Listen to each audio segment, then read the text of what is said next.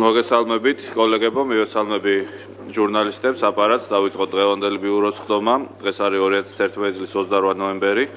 მოგეხსენებათ, რომ არასასიო კვირაა, ამიტომ საკითხებით შედარებით ჟურნალისტებს ძალიან ხმაურობთ.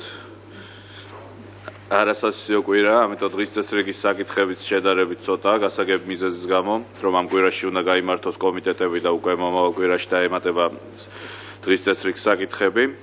შესაბამისად, ვგთხოვთ კომიტეტებს, რომ ამ კვირაში გაიაროთ ყველა საკითხი. ძალიან ბევრი ინიციატივაა. ჩვენი რეგლამენტის მიხედვით დეკემბრის მესამე პარასკევს ვამთავრებთ საშემოდგომო სესიას, მაგრამ უკვე შეიძლება ითქვას, რომ ჩვენ დაგვჭირდება რიგგარეშე სესიის მოწვევა და რამდენიმე დამატებითი სხდომის ჩატარება. რამდენი დამატებითი სხდომის ჩატარება, ეს დამოკიდებულია დღის წესრიგზე, დამოკიდებულია იმაზე, რამდენად მოასწრებენ კომიტეტები და შემდეგ უკვე პლენარული სხდომა შემოტანილი საკითხების გავლას. ამიტომ გთხოვთ კომიტეტებს, რომ ამ კვირაში იმუშაოთ, გაიაროთ ყველა საკითხი, რომ მომავალ კვირაში უკვე პლენარული სხდომა მაქსიმალურად დავტვირთოთ. ისევე მეორებ, ჩვენ დეკემბრის ბოლომდე მოგვიწევს მუშაობა რიგგარეშე ფორმატით.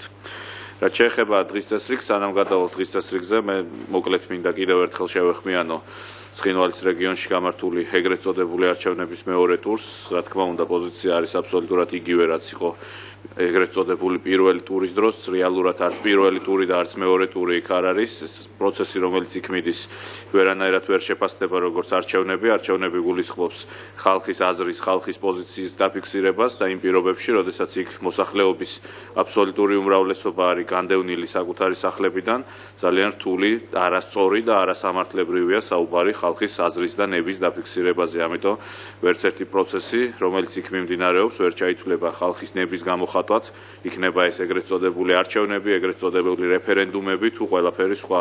ვერც ერთი ეს პროცესი ვერ ჩაითვლება ხალხის ნების გამოხატულებად, სანამ იქ არ დაბრუნდება ხალხი. არ დაბრუნდებიან ის ადამიანები, ვისი აზრის დღეს არის იგნორირებული. გულისხმობ დევნილებს, იძულებით ადგილნაცვალ პირებს. ამიტომ ბუნებრივია, რომ ამ არჩევნებთან ჩვენი დამოკიდებულება არის აბსოლუტურად ცალსახა და ჩვენი შეფასებით ამ პროცესს, რომელიც იქ მიდის, არჩევნებთან და ნების გამოხატვასთან საერთო არაფერი აქვს.